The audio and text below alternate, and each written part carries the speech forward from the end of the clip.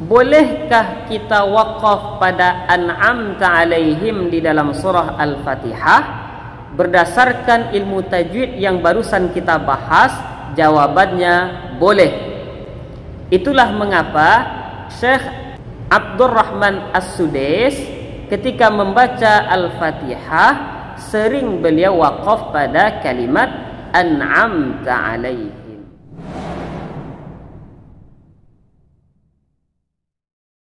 Bismillahirrahmanirrahim. Assalamualaikum warahmatullahi wabarakatuh.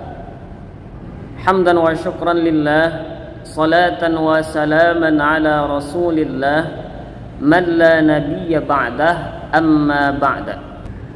Teman-teman semuanya, akhir-akhir ini banyak video yang beredar bahwa ada salah seorang syekh yang melarang wakaf pada an'amta alaihim di dalam surah Al-Fatihah. Siratal ladzina an'amta alaihim. Syekh tersebut melarang wakaf pada kalimat an'amta alaihim. Saya mencoba memaknai apa makna larangan dari syekh tersebut, tentu dengan melihat dari sisi-sisi ilmu tajwid. Makna larangan dari syekh tersebut bukan bermakna salah atau tidak boleh. Akan tetapi yang dimaksud oleh syekh tersebut adalah ia ingin tempat wakaf yang lebih utama.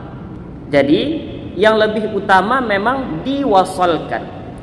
Siratal ladzina an'amta alaihim ghairil maghdubi alaihim. Minimal sampai di sana. Kalau teman-teman punya nafas yang lebih panjang, tentu sampai ke ujung lebih bagus lagi. Nah, kembali lagi ke yang awal tadi, bahwa tidak salah sebetulnya kalau kita wakaf pada Siratal ladzina an'amta alaihim. Mengapa saya sebut tidak salah?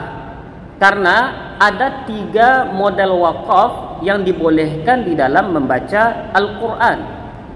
Pertama namanya wakaf tam, yang kedua wakaf kafi, dan yang ketiga adalah wakaf hasan.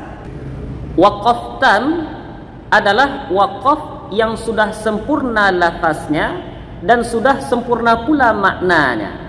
Misal, kita membaca surah Al-Baqarah ayat 1 sampai 5. Itu lafaznya sudah selesai sampai pada ayat 5. Dan maknanya pun sudah selesai, karena ayat 1 sampai ayat 5 itu bercerita tentang orang-orang yang bertakwa. Yang kedua namanya adalah wakaf kafi. Apa itu? Sudah sempurna lafaznya, tapi maknanya masih berkaitan pada ayat yang berikutnya. Misal, kita membaca ayat 3 surah Al-Baqarah. A'udzu billahi minasy syaithanir rajim. Alladzina yu'minuna bil ghaibi wa yuqimuna as-salata wa mimma razaqnahum yunfiqun.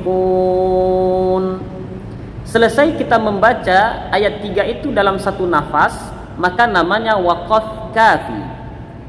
Tetapi ayat yang keempatnya masih berkaitan pada ayat yang ketiga yang kita baca tadi. Nah, itu namanya waqaf kafi. Yang ketiga namanya waqaf hasan. Apa itu waqaf hasan? Lafaz dan maknanya masih berkaitan. Contoh, kita membaca ayat 3 tadi. Alladzina yu'minuna bil ghaibi wa yuqimuna as-salah. Seperti itu. Kemudian kita ibtidak lagi dari wayuqi. Wa yuqimuna as-salata wa mimma razaqnahum yunfiqun. Nah, wakaf pada kalimat as-salah tadi itu namanya wakaf hasan, teman-teman. Jadi lafaznya masih berkaitan pada lafaz yang berikutnya, otomatis maknanya masih berkaitan. Itu namanya waqaf hasan. Nah, pada kasus surah Al-Fatihah tadi itu, maka berhenti pada an'amta alaihim, masuk pada waqaf hasan, yaitu lafaznya masih berkaitan pada lafaz yang berikutnya, otomatis maknanya masih berkaitan. Nah, ketiga model waqaf ini, baik tam, kafi maupun hasan, di dalam ilmu tajwid boleh diamalkan. Yang tidak boleh itu yang mana? Yaitu waqaf qabih. Apa itu waqaf qabih? Yaitu waqaf yang buruk. Apa itu waqaf qabih? Belum selesai lafaznya, belum selesai maknanya, dia sudah berhenti. Itu yang tidak boleh. Mengapa tidak boleh? Karena merusak lafaz, otomatis akan merusak makna. Jadi kesimpulannya adalah, bolehkah kita waqaf pada an'amta alaihim di dalam surah Al-Fatihah? Berdasarkan ilmu tajwid yang barusan kita bahas, jawabannya boleh. Itulah mengapa Syekh Abdurrahman As-Sudais ketika membaca Al-Fatihah sering beliau waqaf pada kalimat an'amta alaihim. Semoga penjelasan ini bermanfaat. Assalamualaikum warahmatullahi wabarakatuh.